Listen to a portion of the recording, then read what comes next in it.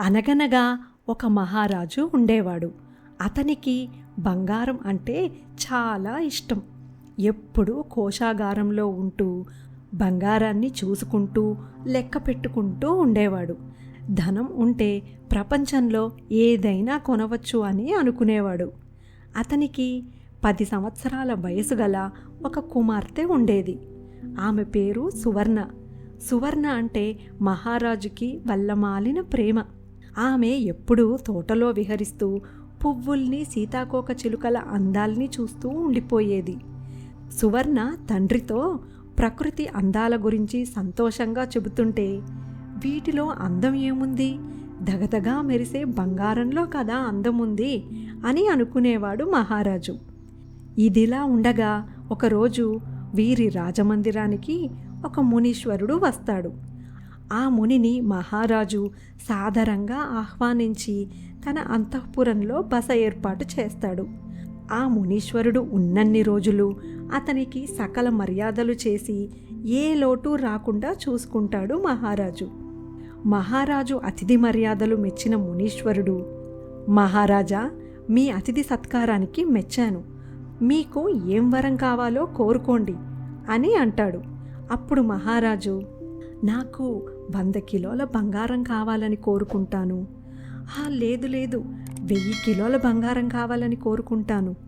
అదీ కాదు, అంతకంటే ఉత్తమమైనదే కావాలని కోరుకుంటాను అని మనసులో అనుకున్న మహారాజు మునీశ్వరుడితో ఇలా అంటాడు, మునివర్య, నేను ఏది తాకితే అది బంగారంగా మారేలా వరం ఇవ్వండి అని అంటాడు.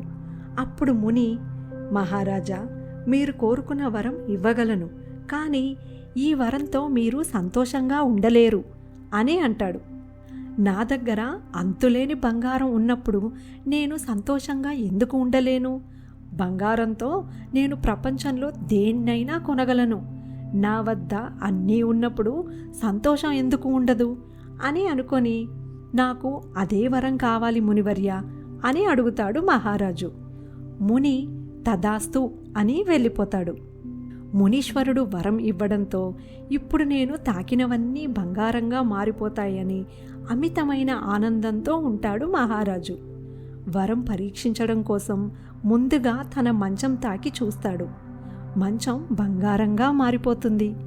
వరం పనిచేస్తుందని ఉత్సాహంతో తనకు కనిపించినవన్నీ తాకి బంగారంగా మార్చేస్తాడు మహారాజు. స్వర్ణమయమైన తన పరిసరాలను చూసి సంతృప్తి పడిన మహారాజు, ఆకలిగా ఉంది, ఇంకా భోంచేస్తాను అని అనుకొని ఆహారాన్ని తాకగానే ఆహారం బంగారంగా మారిపోతుంది. కనీసం నీళ్ళైనా తాగుదామనుకొని నీటి కూజ తాకగానే బంగారంగా మారిపోతుంది. అది చూసిన మహారాజు, ఆహారం, నీరు బంగారంగా మారిపోతే ఇప్పుడు నా ఆకలి దప్పికలు తీరడం ఎలా అని బాధపడుతూ కూర్చుంటాడు.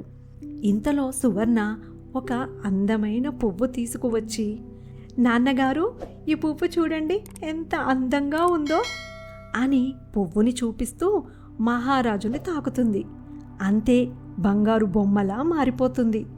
జీవం లేని బొమ్మలా మారిపోయిన తన కుమార్తెను చూసి హతాశుడవుతాడు మహారాజు. తను ప్రాణానికి ప్రాణంగా ప్రేమించే కూతురే లేనప్పుడు అంతులేని ఈ సంపదను ఏం చేసుకోవాలని గుండెలవిసేలా రోదిస్తాడు మహారాజు. ఎలాగైనా ఈ సమస్యను తీర్చాలనుకొని మునీశ్వరుడి వద్దకు వెళతాడు. మునివర్య, మీరు చెప్పినట్టు నేను కోరుకున్న వరం వల్ల నేను సంతోషంగా ఉండలేకపోతున్నాను. నా కుమార్తె ప్రాణం లేని బొమ్మలా మారిపోయి నాకు దుఃఖాన్నే మిగిల్చింది. నాకు ఈ వరం వద్దు, ఎలాగైనా ఈ వరాన్ని వెనక్కి తీసుకోండి అని ముని కాళ్ళపై పడి ఏడుస్తాడు మహారాజు. ముని మహారాజుని పైకి లేపి, ఇలాంటి ఒక రోజు వస్తుందని నాకు ముందే తెలుసు. అందుకే వరం కోరుకునే ముందు నిన్ను వారించాను.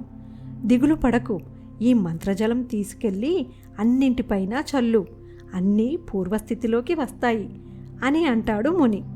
ముని ఇచ్చిన మంత్రజలాన్ని తీసుకొచ్చి తన కుమార్తెపై చల్లగానే సువర్ణ మామూలు మనిషిలా మారిపోతుంది. తన కుమార్తెను సంతోషంగా గుండెలకు హత్తుకొని తను బంగారంగా మార్చిన అన్ని వస్తువులపై మంత్రజలం చల్లుతాడు మహారాజు. అన్నీ మామూలు స్థితికి వచ్చాక అప్పుడు ప్రకృతి అందం మహారాజు కళ్ళకి కనిపిస్తుంది. అందం, ఆనందం బంగారంలో లేదు, మన చుట్టూ ఉన్న మనుషుల్లో, ప్రకృతిలో ఉందని తెలుసుకుంటాడు మహారాజు.